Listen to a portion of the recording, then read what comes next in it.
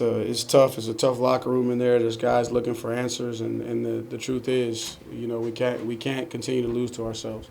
We got 12 penalties. We got some critical mistakes by some of our older guys. Offensively, with another situation, a little adversity early in the game, and guys started to abandon their technique and go away from the things that we've been teaching them to do and just trying to play ball. And that's just not who I am. That's not who we are as a program. And because of that, we're not playing complementary football. Defense gave us some short fields. We couldn't capitalize. As soon as we hit a big play, then we have a mental mistake. We have a holding call, a false start, something that gets us behind the chains. And we knew going in, and we told them when we tried to prepare them today, there's going to be a lot of junk that goes on in that interior with the multiple fronts. Hey, just stay the course. Don't abandon. That was one of the big points is, hey, don't abandon the plan. Don't abandon your technique. And we had that issue.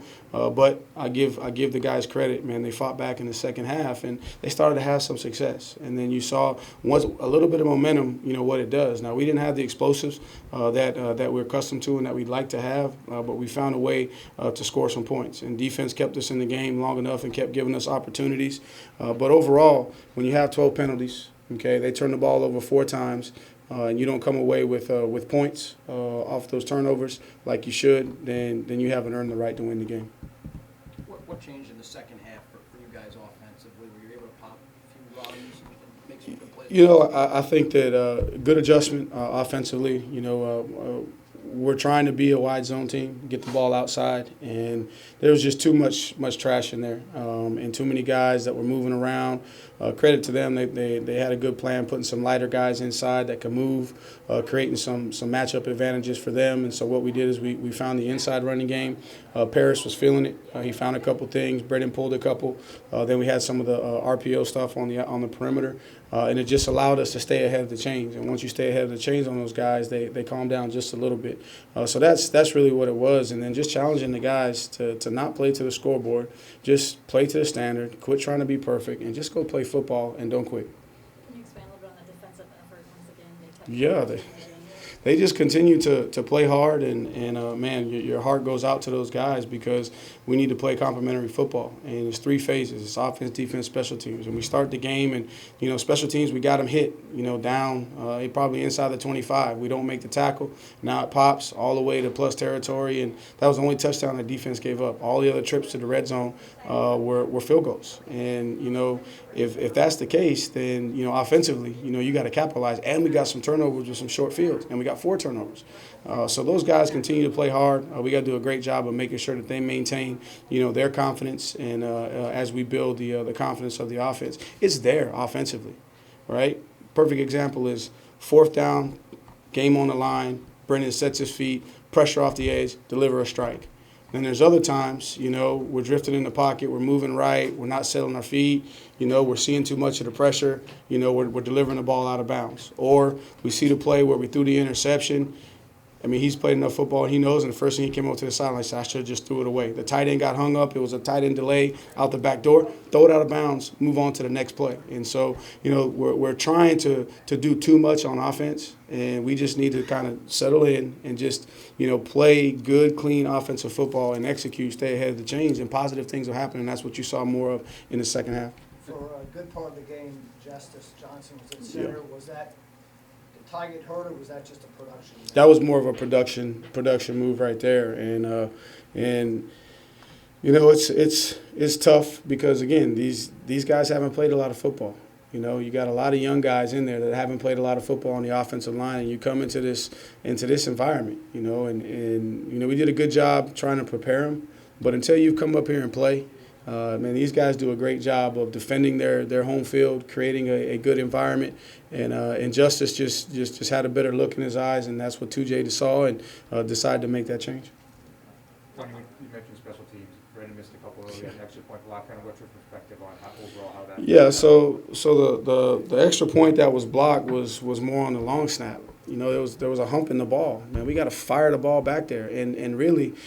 And that's what we told them. One of the keys to victory is the operation of the battery has to be on point, right? So really, when you snap that ball back there, you should be spinning it to where the quarterback catches it, puts it down, and doesn't have to spin the ball, right? So we had a hump in that one, and then now a little bit of penetration looked like it might have been on the left side. And if you're late with your timing and you give up penetration, the ball's going to be blocked. And then just the other two kicks, we'll have to go back and evaluate and see what happened, but just it didn't look like we got good swings at it. And it's not fair to those guys up front that are straining, to block 600 pounds that are on them, and we don't go out and we don't make better passes at the ball. So, Brendan he'll get another shot, another opportunity. But I just felt like in game that I owed it to those guys to give Betridge the opportunity to see what he could do. You mentioned guys, looking for answers right now in the locker room.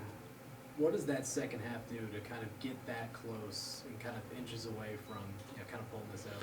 You hope that it galvanizes those guys, and I've been telling them, all along that first you got to believe, and man, just be who you are, believe in who you are, don't ever quit, and they saw that if you don't quit, good things will happen. But at the same time, we got to be honest with ourselves. 12 penalties, and we had, some big penalties that extended drives when we're off the field, like right there in that last drive. And Hunter's just trying to make a play, but man, we sacked the guy and we got a face mask, and so it's getting ready to be, a situation we're getting ready to get the ball back. Right, and now we extend the drive, give them an automatic first down, and it's ball game there. It's tough to be able to win every game on a 2-minute drive when you need a field goal to win. Especially we had to use our timeouts there, so we didn't have much help from stopping the clock other than getting first downs. On your last touchdown drive, Paris really seemed to get into a groove. Were you happy with the way you ran the ball overall tonight, but particularly in the second half?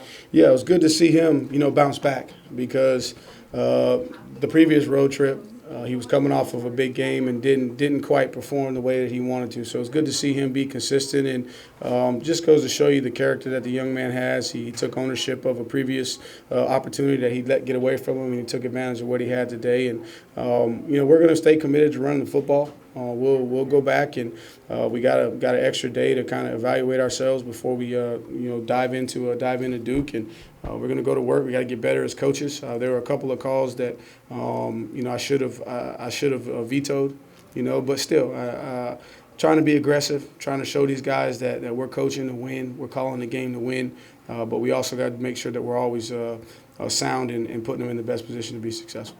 The individual effort Keaton had on a few plays, the contested catches, the run for a touchdown, and one where he somehow kept his knee above the ground.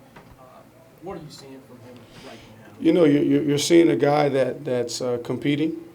He's trying to do everything he can to will his team to victory, but it's football. It's all 11, all being on the same page, and especially offensive football. That's what I've been trying to tell these guys. It's all about chemistry. It's all about cohesion. It's all about timing. It's spacing. It's angles. It's numbers, right? And all that stuff works together. And if you got one guy that's out of sync, more than likely you're not going to have a successful play. So the effort is key, but there's precision with the effort. Okay, and that's where we're falling a little bit short is, man, our guys work extremely hard. Program has always worked extremely hard. Everybody knows that the guys worked extremely hard for Bronco. But in order for us to take the next step as a program, we got to make sure that we're putting precision, right, and technique with the effort, and we're not just going out there trying to have sweat equity. We got to get things accomplished. We got to have achievement and not just activity. We're going to let Coach go since it's a little late. Okay. All right, appreciate y'all.